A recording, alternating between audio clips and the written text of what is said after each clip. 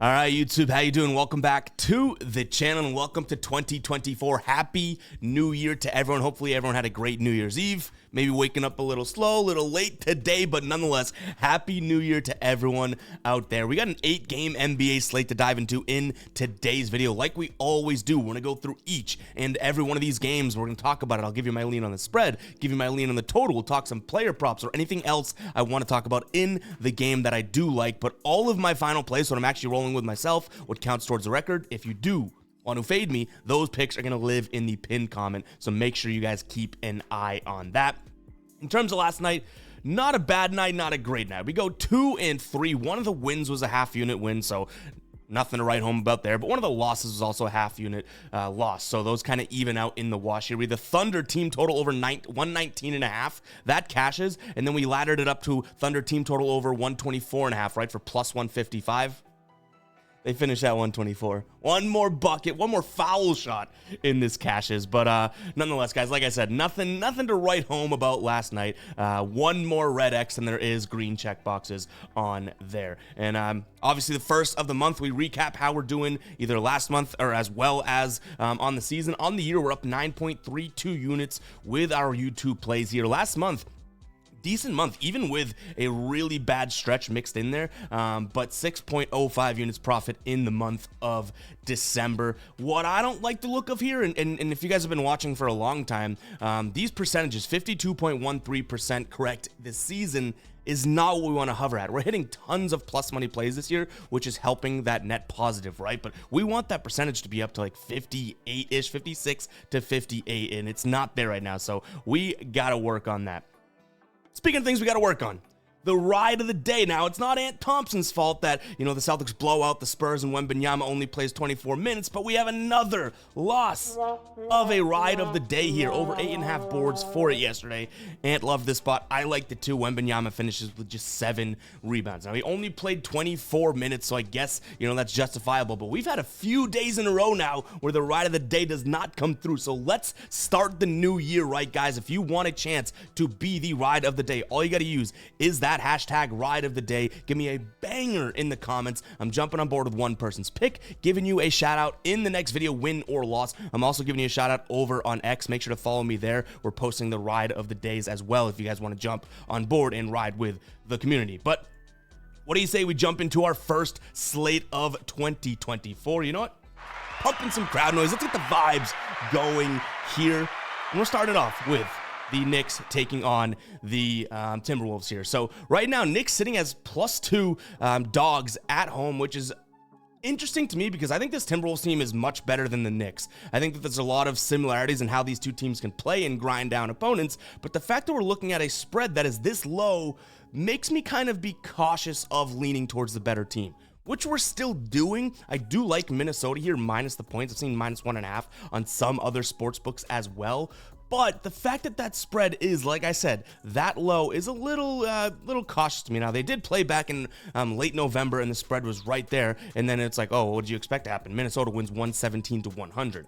I could see something like that happening again here. So, like I said, I am leaning Minnesota, but there's something about this spread that's a little fishy to me, where you have a Minnesota team that has won 4 of their last 5 games. New York is on a 3-game losing streak. Now, they're back at the house, and they're a better home team than they are away team this season. And now they're back at home, and Minnesota is quite the opposite, so maybe that's why that number is where it is. But we're going to trust the talent. We're going to trust the teams and sort of the body of work for the season. So give me Minnesota here minus the points.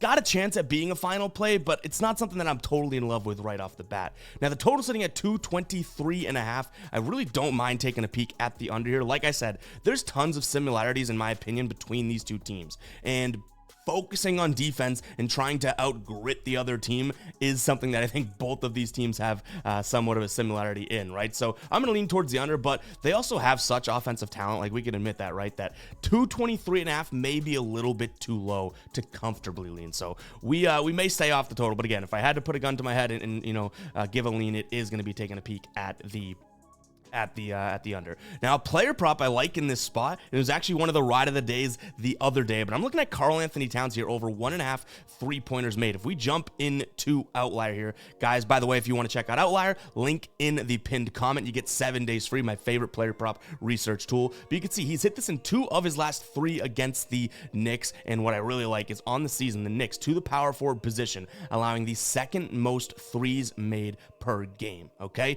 And I think he's got the size advantage. He could shoot over Randall, you know, if we look at the matchup and everything here. So I do think that this could be a good spot for Towns to at least sink 2 threes. I'm not saying he's going to go off and shoot 1 million and make 1 million, but 2 I think he has in the bag today. So that's a player prop that we like in this game.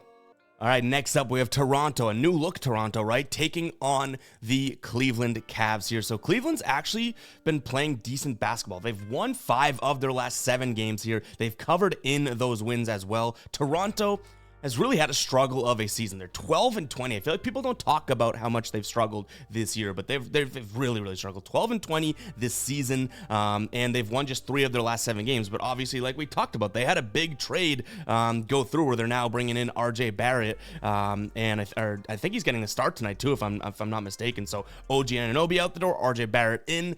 But that being said, I don't think that it's necessarily a Toronto spot right away after a trade. I do think that getting more of an offensive sort of scorer and that type of thing can help this Toronto team. I don't think that trade was like a big thing for either team. I forgot to even mention that in the Knicks game, right? But I don't think that trade's like that big of a splash or game changer for either team. But I do think that, you know, Cleveland, as well as they're playing, I like the spot for them, but they're still a little bit banged up. But nonetheless, guys, I'm kind of splitting hairs here. Give me the points. Cleveland plus the 2.5 points. It doesn't make its way into the final plays. I could probably say that. A play that could make its way into the final plays, and because it is a plus money play, is taking a peek at Donovan Mitchell over 6.5 assists here. So he's only hit this over in 2 of his last 10, but it has been in 2 of his last 3 here. On the season, he's barely cashed it either, but look at where he has been landing at 6, 6, 6. He has hit 6 or even 5, which is right close to that number too. So many times. He's getting the start at the point guard position here in Toronto, allowing the 5th most assists to point guards on the season. And again, I just like this spot for him. It's a plus money spot, and kind of like I mentioned too, with the idea that, you know, plus money has been cashing for us here. This could be a little bit of a flyer, because I also like the fact that we're looking at, if you round up, he's averaging in his last 10 games 14 potential assists. So I really do think he could go for 7 here. The plus money is great in theory, but do we have the cojones to make it a final play? We shall see, but nonetheless, I'm going to lean in that direction now. In terms of a total here, I went back and forth in this one, and I think I'm going to take a peek at the over.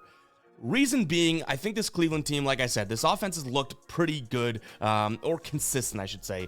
They've kind of started to tail off, but that was against some decent defense. But if this Cleveland team can go out there and give you 115, I think Toronto will as well. And Toronto's defense has been going down the you-know-what. Like, they have not been locking up, and you can argue that they got less defensive in this trade, right? So give me the over 226.5. I don't really see much defense on either side here. Cleveland's defense, yes, it's been good, and they're starting to get back to, you know, performing like they were, I would say, last year defensively. But the matchups here, it's not really like a Cleveland team that I think that, you know, position per position, they're going to be able to lock up. So I'll slightly lean towards the over as well. But this game, with the trades and the injuries on the Cavs side of things, maybe stays out of the final plays for now. But guys, before we move into the next game, go ahead and hit that subscribe button. Hit that like button as well. We achieved the goal of 45K before New Year's. We crushed that goal. We're already on to, you know, 46 plus right now. So thank you guys so damn much. And we really want to grind our asses off, as if we already don't, but we're going to grind our asses off this year. We put out so much content. When baseball was going, and football and basketball, I was literally doing personally over 20 videos a week, which is absolutely absurd. It's slowed down a little bit now that baseball's gone. Football's coming to a little bit of an end, but nonetheless, we love it, guys. Waking up early, doing this type of thing, even after a night of partying and stuff, getting on here and making videos. I love it. You guys have changed my life. So hopefully, you know, we can keep that going, which I'm confident that we will. But yeah, let's go ahead and move on to the next game.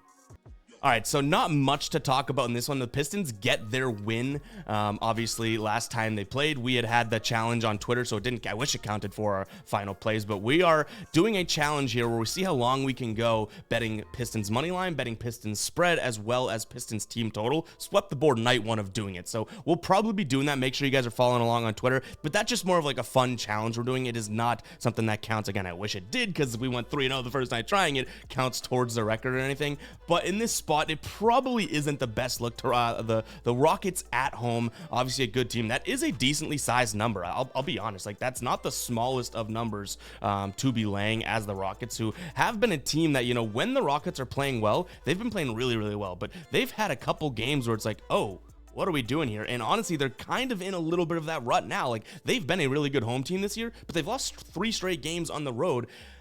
I think they've played some good teams, Indiana, Phoenix, but then Philly without Embiid, it's like, okay, they're in a little bit of a rut, so maybe the Pistons plus the points is the move here. But again, probably staying away from this game altogether. Now, the total sitting at 228. I can't really envision a world in which the Rockets continue to have this sort of defensive struggle. Their last 3 games here, 123, 129, and 131 in terms of points against. The Pistons aren't that good of an offense. They have scored 120 plus in 2 straight games. One was an overtime game, and one was against a Toronto team that was playing the C team, right? So I think that this one stays under because I think the Rockets try and get back to what they were good at when they were kind of winning games, which was trying to make it difficult for the other team to score. Jabari Smith Jr. is questionable here as well. Dylan Brooks not there. Maybe that has to do with obviously some of this defensive lapses that they've had. And then on the Pistons side of things, Isaiah Stewart still out. He's supposed to come back, I think it was 10 to 14 days, like 4 days ago. So probably in a week and a half or so, he'll be reevaluated there. But yeah, I'll look at the spread really is obsolete to me. Like you can make an argument either way, but the total being at 228, I don't mind that under because I think the Rockets emphasize trying to get back to defensive basics, and the Pistons are a pretty damn good team to emphasize that against, right? So we'll lean in that direction. No player props sort of that I'm looking at in this spot though. All right, guys, before we continue on with the slate, let me talk to you about Daily Grind Fantasy. We've gotten such good feedback about this tool, and we've been promoting it for so long because I use it myself, right? But what the optimizer does, in fact, let's jump in. I can pull it up and just show you. But what the optimizer does is it compares sportsbooks lines to prize picks or underdog or parlay play or better or sleeper, right? Like all of these DFS pick'em apps that they have out there now, you can compare sportsbooks lines to prize picks lines so you know the value that you're getting. Prize Picks does not care about odds, right? So why would you put plus money plays into a Prize Pick slip when you can take juiced odds knowing that sportsbooks believe it's the more likely outcome? For example, here's a good one right here, right? Jalen Duren, rebounds plus assists under 14.5 tonight. Average sportsbooks odds looking at minus 137. That looks like a great spot to put into your Prize Pick slip. You can get 25% off if you use the link in the pinned comment and use code GUYBOSTON. Guys, use that code GUYBOSTON. The link doesn't trigger the discount automatically, so make sure to check it out. Daily Grind Fantasy. You can use the link in the pinned comment, code GUYBOSTON, get 25% off, but tons of cool tools over here. And again, it's for prize picks or underdog or sleeper, all that. They work to give you a percent chance to hit based on other sports books, what they're offering from an odds perspective. It's kind of a no-brainer. I've told you guys that before. But again, link in the pinned comment, promo code GUYBOSTON. Let's get back to the slate here. All right, Milwaukee taking on Indiana here. The first thing that jumps out at me is that total being at 260.5. This could definitely be a same game parlay opportunity here, guys. I made the video on why I target high total games. Should be pretty obvious, but make sure to go check that out. It's pinned at the top of our channel page. That's probably going to be my main focus in this game, and I'll tell you why, because obviously a lot of points being there, you know, could lead to a lot of opportunity for some overs, but that spread is a little fishy to me. Milwaukee crushed them last time they played. They won by 14 2 weeks ago. So, okay, it makes sense. This is a good team, but Indiana has kind of shown at multiple times that they can run and keep up with this Milwaukee team, and Milwaukee doesn't have that defensive edge that they had in years past, right? So, little weary to me to lay 8.5 against the Pacers team that at the end of the day, they could just run and outrun you and all that, right? They've also won 3 straight games, covered in all 3 of those. Milwaukee's playing good basketball. They're 9-1 in their last 10, covering in 6 of those, so I get why someone may want to look at, I guess the Pacers here plus 8.5. I think I still lean Milwaukee because they are playing good basketball, right?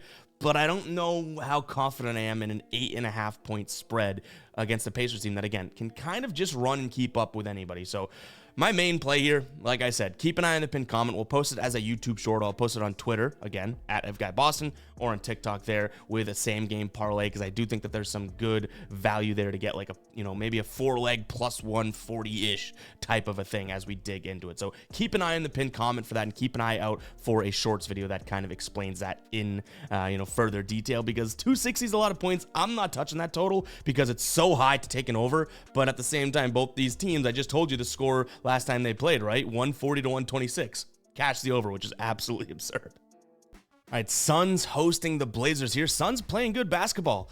They cashed for us last night. They are in a back-to-back, so be weary and beware there. I don't like the 11.5 regardless. I think it's too big of a number, but I don't mind Suns minus 2.5 first quarter.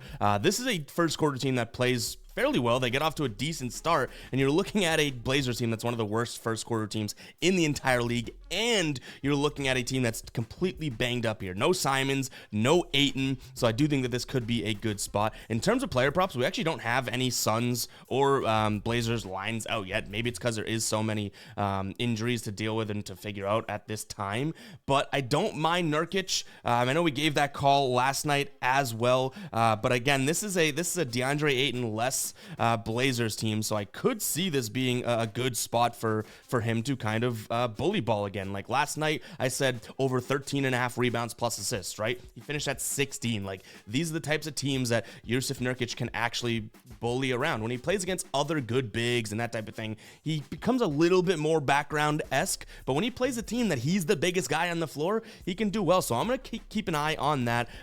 In terms of his back-to-backs, I don't know how he's done with that, and we want to see the line as well. But this is blowout potential on the second night of a back-to-back.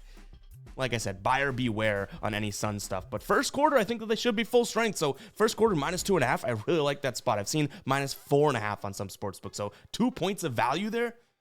Yeah, we'll take that. Total 229.5. So we liked the over in the Suns game yesterday. It did not come through, which is tough. But I still think the same rationale applies as to if this Suns team is going to continue to play good basketball here. I do think that, this is them scoring a decent amount of points. This total isn't all that high, and Blazers don't play much defense. So maybe this is a Suns team total look, or an overlook, but I'm not really looking at the under, and especially on back-to-backs here. Phoenix 3-1 to the over this year on back-to-backs. So again, blowout kind of makes this concerning because maybe starters don't get full minutes and yada, yada, yada, but I don't think this is an under spot, to be completely honest.